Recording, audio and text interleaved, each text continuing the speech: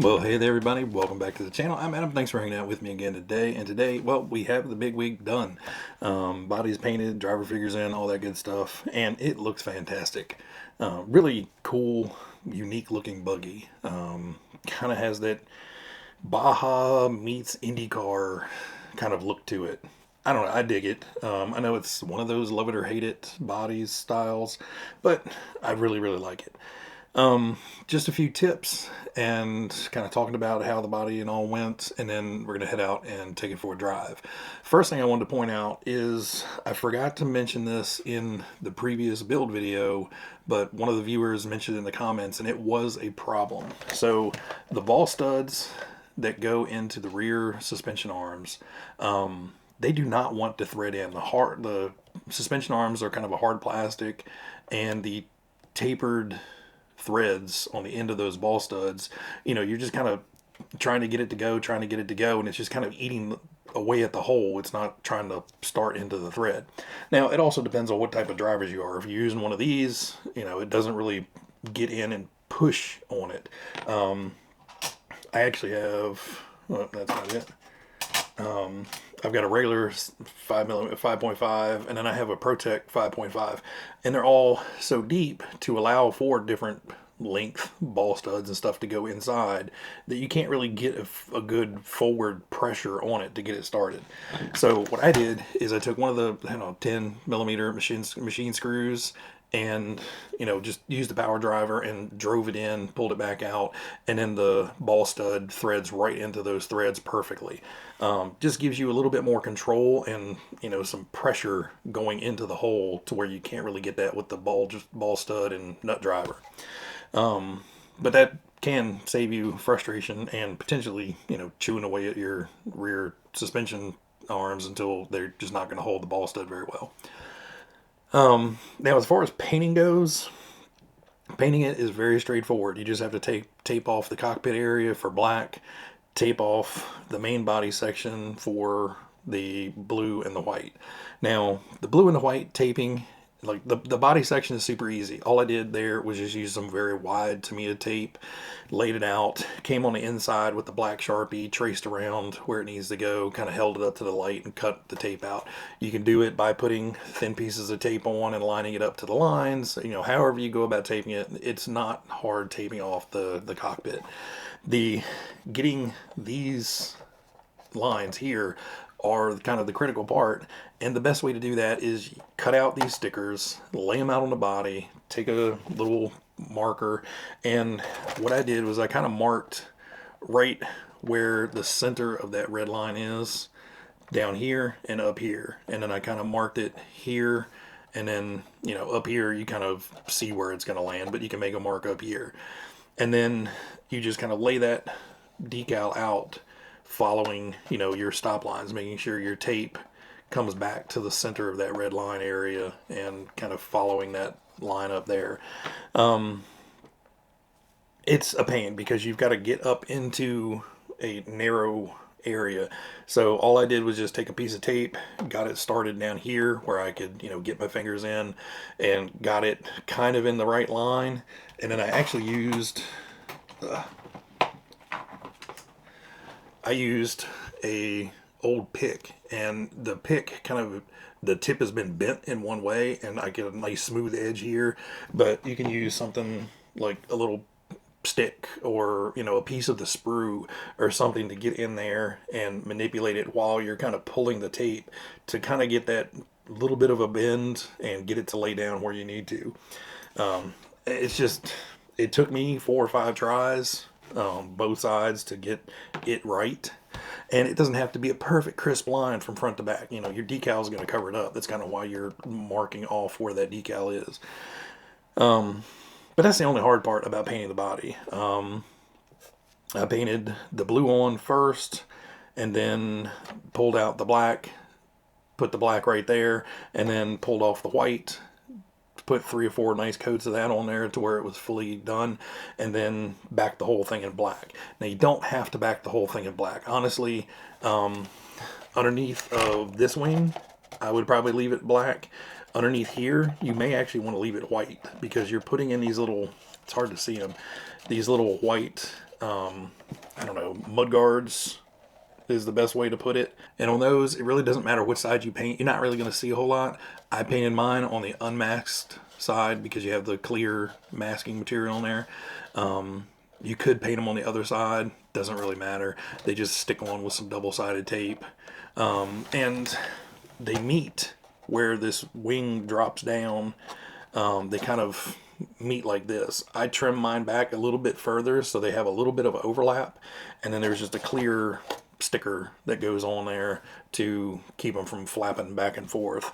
Not the best way to do it, but it is, you know, functional and should keep out a lot more of the dirt coming off these rear tires getting flung up into the chassis.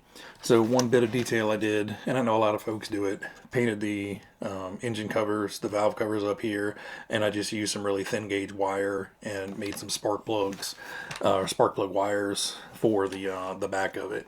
But that's pretty much it. You know, it just paint the body, toss the decals on, and it looks pretty awesome. I was going to do the tire lettering. I'll probably do that after I run it. I'll run it, get it cleaned up again, and then I'll put the tire lettering on there for display. There's no point in putting it on now because as soon as I get out and run it, it's going to get all chewed up. So that's why there's not any paint lettering on there. And had to order new paint pens because the one I had, the last one I had, just dried up and was not working well. So I did not want to make a mess of everything. So I just ordered a new set. I think it's 4 or 5 coming in a box. Got a new package of those coming so I can then then do the tire lettering on there. But that's it for me for now. We're going to take it outside, run it around. I'm just running it on a 6-cell I'm just running it on a 6-cell nickel metal hydride pack, so it's not going to be the fastest of fast, but it should still be plenty of fun. You can fit a 2-cell pack in here. Now, if you have a 2-cell soft pack, it will probably drop down in there, no problem. A 2-cell hard pack, there are 2 pieces of webbing of the chassis on the front side that if you just cut those out with some snips kind of square, that 2-cell pack should sit in there just fine. It's snug, but it should sit in there just fine. For me, I'm just going to toss, you know, standard old nickel metal hydride in there and run it around and have a good time with it. So charging up batteries now for both the GoPro and the car. As soon as they're done, I'm going to take it out and have it run. Hope you guys enjoyed the running footage. If you guys have any questions, hit me down below. And until next time, everybody be happy, be healthy, be safe, and I will catch you guys later. See you.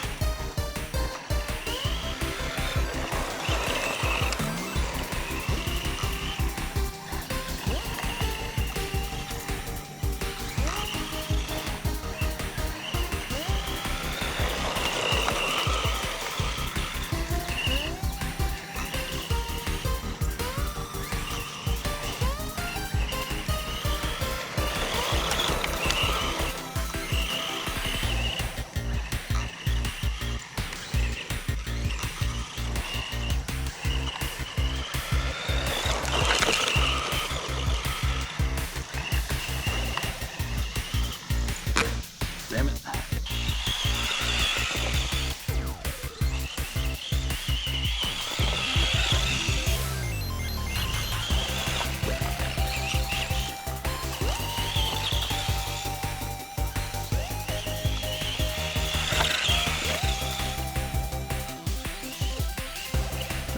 Stick got me that time.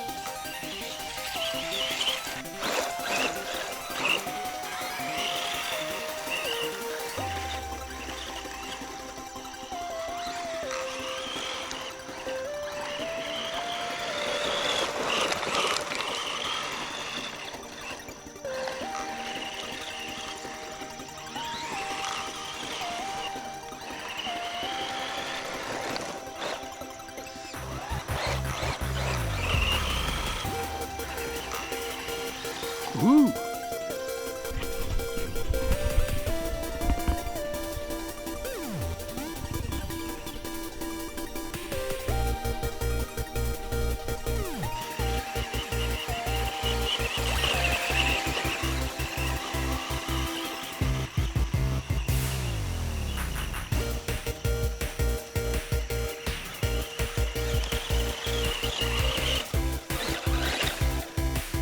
That's better.